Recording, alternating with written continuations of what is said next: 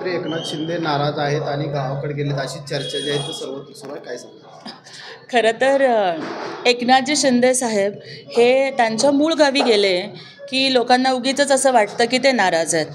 मला मुळात एक सांगायचं आहे की अशा बारीक सारीक कारणांच्यावरून नाराज होऊन कुठंतरी असं निघून एकांतात जावं अशा पद्धतीचं व्यक्तिमत्व हे एकनाथजी शिंदे साहेबांचं अजिबात नाही आहे. हो, त्यांना आपल्या मातीची ओढ आहे, आपल्या गावाची ओढ आहे, शेतीची ओढ आहे आणि त्याच्यामुळे ते आपल्या माणसांमध्ये आणि आपल्या शेती मातीमध्ये रमायला तिथे जातात. त्यामुळे अशा पद्धतीच्या अफवा जर कोणी पसरवत असतील नाराजीच्या तर त्या चुकीच्या आहेत. आणि रायगड पालकमंत्री स्थगिती दिलेली आहे. अशा पद्धतीने पाहायला गेलं तर गोगावले असतील किंवा दादा भुसे असतील हे नाराज असल्यामुळेच हे झालंय असं म्हणतात. खरं तर 3 पक्ष जेव्हा एकत्र येतात त्यावेळेला त्यांच्यामध्ये समन्वय साधत असताना काही गोष्टी होत असतात. आपण जेव्हा बघतो की एका कुटुंबामध्ये जर 3 भाऊ असतील तर त्यांच्यामध्ये सुद्धा कधी थोडंसं इकडचं तिकडे होतं. हा अगदी म्हणजे आमच्या 3ही पक्षांमधले जे नेते आहेत मला वाटतं की ते अतिशय समन्वय साधून आणि समंजसपणानं यावरती मार्ग काढतील. दादाजी भुसे साहेब हे शिवसेनेचं एक मोठं व्यक्तिमत्व आहे आणि त्यांनी ज्या पद्धतीनं राज्याची ही जबाबदारी पार पाडली त्यामुळे नक्कीच त्यांच्याही नेतृत्वाला न्याय मिळेल अशा पद्धतीची आशा एक शिवसैनिक म्हणून आम्हाला वाटतं. पालकमंत्री पदावर राज्य सरकारमध्ये जे 3ही पक्ष त्यात कुठेतरी अंतर्गत नाराजगी आहे असं म्हणावं का?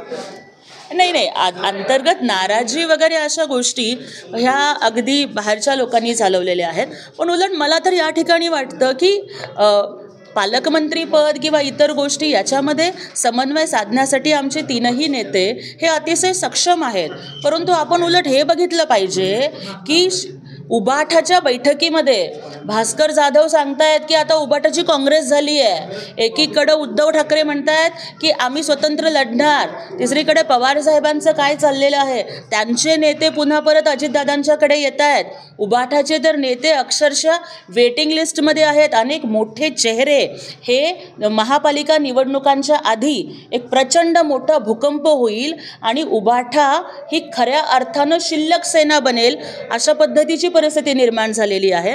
त्यामुळं विरोधकांनी महायुतीमधल्या कुरबुरींच्याकडे लक्ष घेण्यापेक्षा आधी त्यांनी आपलं घर पाहावं, नाहीतर त्यांची अवस्था सध्या अशी झाली आहे आपलं ठेवायचं झाकून आणि दुसऱ्याचं बघायचं वाकून अशी अवस्था ही विरोधक महाविकास आघाडीची झालेली आहे. विजय वडेट्टीवार यांनी टीका केली की जसं उद्धव ठाकरेंना संपवलं तसं एकनाथ शिंदेना संपवून उदय सामंतांना पुढं आणायचं हे सुरू आहे, काय सांगाल आपण यावर? वडेट्टीवार साहेब, आपण आधी आपला पक्ष कसा संपला आहे तर आपण आधी बघावं आपल्या पक्षाचं किती मोठं अस्तित्व शिल्लक आहे. बरं, आपलं नेतृत्व जर एवढं सक्षम होतं तर निवडणुकीमध्ये एवढा मोठा फटका का बसला? त्यामुळे थोडं आत्मपरीक्षण वडेट्टीवार साहेबांनी करावं. आणि राहिली गोष्ट एकनाथ शिंदे साहेबांना संपवण्याची तर अतिशय ठामपणानं सांगते की एकनाथजी शिंदे साहेब हे मातीतनं उगवलेलं नेतृत्व आहे, जनतेतून आलेलं नेतृत्व आहे. त्यांना संपवण्याचा दम कुणामध्येच नाही आहे. एकनाथजी शिंदे साहब को मिटा सके ये किसी में दम नहीं. कारण लाखो बहिणींचा, करोडो बहिणींचा लाडका भाऊ म्हणून ज्या पद्धतीनं त्यांनी लाडकी बहीण योजना आणली किंवा मुलींचं शिक्षण मोफत केलं, अनेक धाडसी निर्णय घेतले, त्यामुळं महाराष्ट्रातल्या कोट्यावधी जनतेच्या मनामध्ये एकनाथ शिंदे साहेब आहेत. आणि त्यामुळे शत्रुघ्न सिन्हाचा तो विश्वनाथ सिनेमा आला होता ना, त्याच्यातल्या त्या डायलॉगमध्ये थोडा बदल करून म्हणावासा वाटतो की जली को आग कहते हैं, बुझी को राख कहते हैं, उस राख से भी जो बारूद बना सके उन्हें एकनाथ शिंदे कहते हैं.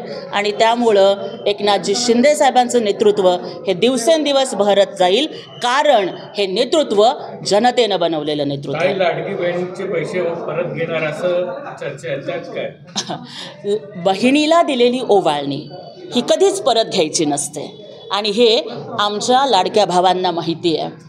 आणि त्यामुळंच कालच आदिती तटकरे ताईंनी सांगितलेलं आहे की महाराष्ट्र शासन हे सक्तीनं पैसे अजिबात परत घेणार नाही. आदितीताईंनी सांगितले की ज्या महिला निकषात बसत नसतील तर त्यांनी जर स्वतःहून पैसे परत केले तर ठीक आहे, पण बहिणींना दिलेली ओवाळणी पुन्हा परत घ्यावी एवढ्या कोत्या मनाचं आमचं महायुती शासन नक्कीच नाही.